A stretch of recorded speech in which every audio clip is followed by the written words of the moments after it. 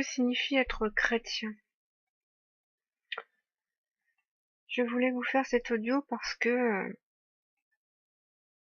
tout le monde dit qu'il est chrétien. Tous ceux qui croient en Jésus disent « je suis chrétien ».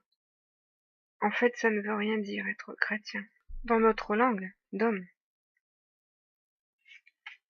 Pour les chrétiens, être chrétien, c'est croire en Jésus, c'est avoir reçu le baptême. Alors le baptême religieux, bien sûr, que ce soit baptême catholique, protestant, adventiste, pentecôtiste, évangélique, pseudo-évangélique, pseudo-chrétien, messianique, etc. Bref, ça veut dire tout et n'importe quoi. Je ne me dis pas chrétienne, alors je vais peut-être choquer les personnes qui vont m'écouter et qui ont l'habitude de m'écouter, mais c'est le terme qui me dérange. Donc, je ne suis pas chrétienne. Je ne peux pas dire les choses de cette manière. Je suis sous l'onction messianique.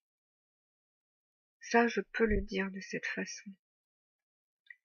Être chrétien, ça veut dire être sous l'onction du Messie. Chrétien, Christ, vient de Christ, qui veut dire non pas Jésus le Christ, mais Jésus le Messie.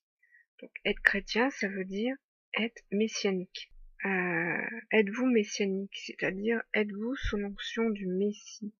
Êtes-vous sous l'onction du Machar? C'est-à-dire avez-vous reçu l'onction du Messie? Êtes-vous revêtu du manteau du Machiar? Avez-vous reçu ce manteau sur vous? C'est l'esprit du Messie, c'est l'esprit de vérité dont a parlé le Christ lorsqu'il a dit « Je vous enverrai l'esprit de vérité ». Parce que le Messie, le Machiar, est la vérité. Il l'a dit « Je suis le chemin, la vérité et la vie ». Donc l'esprit de la vérité est l'esprit de la vie. Il est l'esprit du Machiar. Il est l'esprit qui oint son peuple. Il est l'esprit qui oint tous ceux qui ont été rachetés par son sang précieux, tous ceux qui sont morts en lui et qui sont ressuscités en lui, et tous ceux qui sont nés à nouveau. Êtes-vous sous l'onction du Machiar et de l'esprit du Machiar? Êtes-vous sous l'onction de la vérité? Êtes-vous revêtu du manteau de la vérité? Vous savez, les mots sont très importants. Le choix des mots que nous choisissons pour désigner ce que nous sommes est très très important. C'est notre parole. Et qu'est-ce que la parole? Jésus a enseigné ce qu'est la parole. Et Dieu nous a donné la parole. Comprenez-vous ce gigantesque don qui nous est fait, celui de la parole? Et que faisons-nous de la parole que nous possédons? Comment parlons-nous? Quels sont les mots qui sortent de notre bouche lorsque nous parlons de Dieu? Quels sont les mots qui sortent de notre bouche lorsque nous parlons de nous? Avons-nous pesé et sous-pesé le poids de chaque mot qui peut sortir de notre bouche? Car je vous le dis, lorsque nous vivons avec l'Esprit de Dieu, l'Esprit Saint qui est en nous, pèse et sous-pèse chacun de nos mots. Aucun mot ne doit être prononcé à la légère.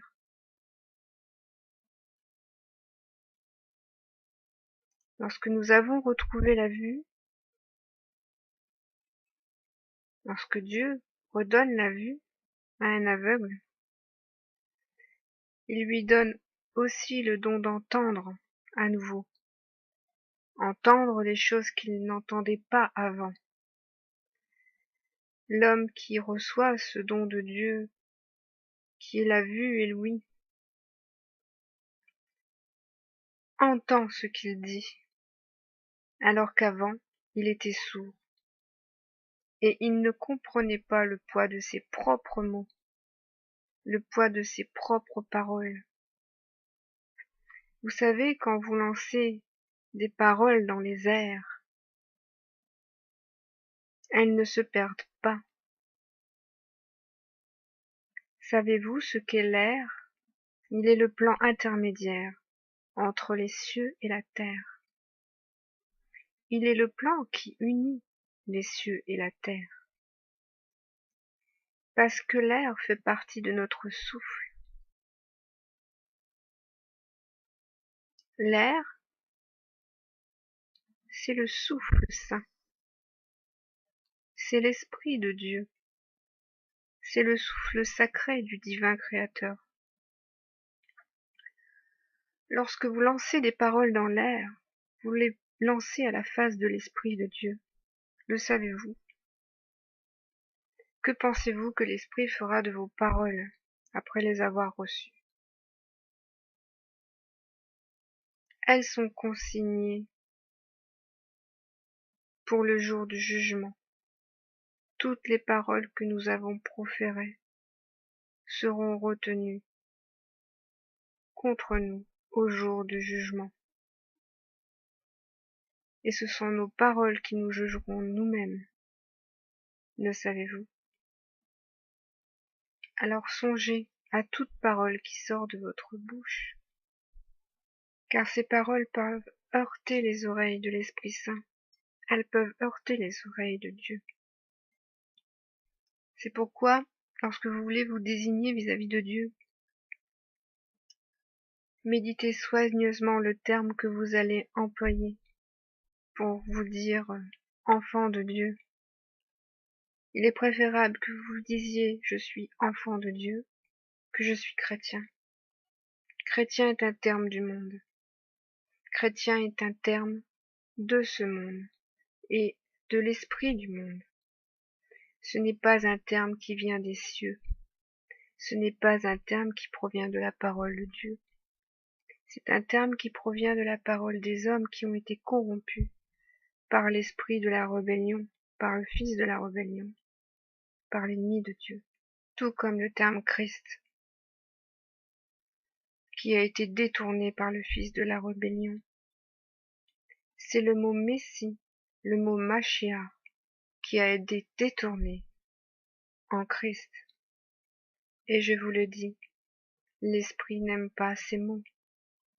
L'Esprit de Dieu a en horreur certains mots que les hommes prononcent par leur bouche. Certains mots sont pour l'Esprit de Dieu et pour Dieu lui-même une abomination, une abomination, une insulte à son œuvre, une insulte à sa miséricorde, une insulte à son salut, une insulte à sa délivrance et à sa sainteté, et une insulte à son alliance qu'il a faite avec les hommes. Ce que je vous dis aujourd'hui, je ne vous le dis pas de moi-même. Je vous dis ce que je reçois de mon Père, et ce que mon Père me fait voir et entendre aujourd'hui. Car aujourd'hui je vois et j'entends. Je vois des choses que je ne voyais pas avant. J'entends des choses que je n'entendais pas avant. J'entends comme le Père entend. Je vois comme le Père voit. Parce que c'est l'Esprit qui voit en moi. Parce que c'est l'Esprit qui entend en moi. Parce que c'est l'Esprit qui vit en moi. Parce que je suis vivante. Alors vous êtes libre ou non de prendre ce témoignage. Vous êtes libre ou non d'accepter ma parole. Car ma parole est pesée et sous-pesée. Et ce que j'ai pour vous, c'est l'espérance que vous entendiez. Je prie pour que tous ceux qui sont aveugles voient. Je prie pour que tous ceux qui sont sourds entendent. Car je comprends. Au-delà de mes paroles, je comprends que ceux qui sont sourds ne peuvent entendre. Et que ce n'est pas de leur faute s'ils n'entendent pas ce qu'ils disent. Ils n'entendent peut-être pas la parole de Dieu, mais ils n'entendent pas ce qu'ils disent, ils n'entendent pas leur propre parole. Et ce n'est pas de leur faute. C'est parce que leurs yeux et leurs oreilles n'ont pas été circoncis par Dieu. Lorsque vos yeux sont circoncis, vos oreilles circoncis, votre bouche est alors circoncis également par Dieu, comme l'est votre cœur. Car vous savez que Dieu circoncis le cœur de l'homme, et c'est cela être juif, être circoncis de cœur par Dieu parce qu'il met sa parole dans votre cœur. Celui qui circoncis de son cœur, la parole ensuite circoncis sa bouche, car cette parole qui est dans le cœur de l'homme sort de sa bouche, sort du cœur vers sa bouche, pour circoncire son être tout entier. Et cet homme est un enfant de la parole. Cet homme est devenu un enfant de la parole et de la vie.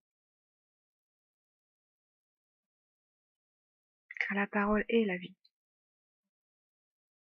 Car la parole est vivante, parce que le Fils est vivant et ressuscité. Et il faut que cette parole devienne désormais vivante en vous. Il est bon de lire la Bible, mais après avoir lu cette Bible, il faut la refermer. Et faire en sorte que cette parole devienne vivante en vous. La parole doit être accomplie. Parce que l'œuvre de Dieu, c'est la parole de Dieu. Il faut que cette œuvre s'accomplisse en vous. Il faut que la parole s'accomplisse en vous. Il faut que la parole devienne vivante en vous. Et que vous deveniez vivant par la parole. C'est pourquoi lorsque vous êtes devenu vivant par la parole, tous les mots qui sortent ensuite de votre bouche sont pesés, sous-pesés par l'Esprit de Dieu qui est en vous et qui est l'Esprit de sa parole vivante. Et vous ne pouvez plus dire certains mots, comme je suis chrétien, parce que vous savez que cela n'est pas conforme à l'œuvre de Dieu, à la parole de Dieu et à l'Esprit de Dieu qui a accompli son œuvre en vous. Soyez tous bénis.